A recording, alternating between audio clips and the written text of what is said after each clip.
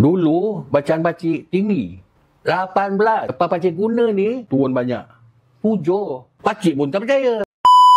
Selama ni pakcik sihat je. Tiba-tiba satu hari tu pakcik rasa badan dah mula letih. Kejap letih. Padahal tak ada buat kerja apa pun. Itu pakcik suspek pakcik ada kencing manis.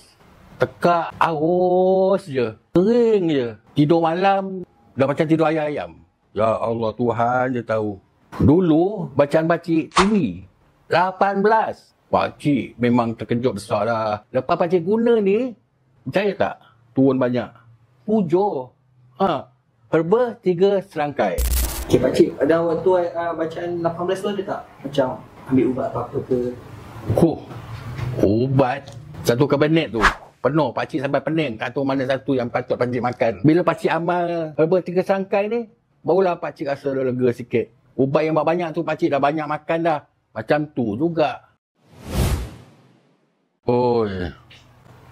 Susah, memang susah banyak lah. Salah satu yang pakcik paling risau, solat.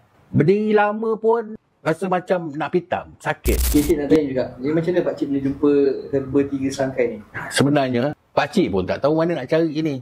Anak pakcik, dia nasihat pakcik, cubalah. Mula-mula memang pakcik tak percaya. Pakcik marah dia.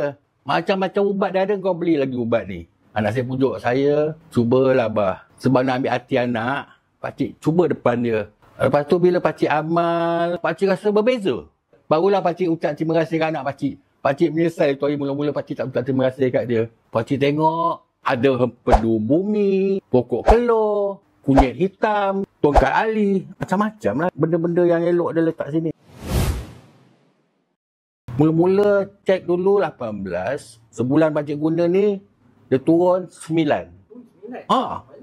Pakcik pun tak percaya. Pakcik tanya doktor 2-3 kali. Tak mimpi pun pakcik ingat turunlah 1-2 ke. Macam ubat yang dalam kabinet ubat pakcik banyak tu.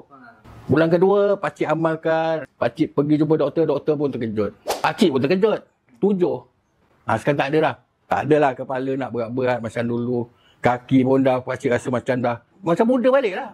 Dah tak ada dah. Kebas-kebas dulu pakcik kejap. Sekarang dah tak ada dah. Pakcik kadang-kadang rindu juga bila nak kebas ni. Tak kebas-kebas lagi.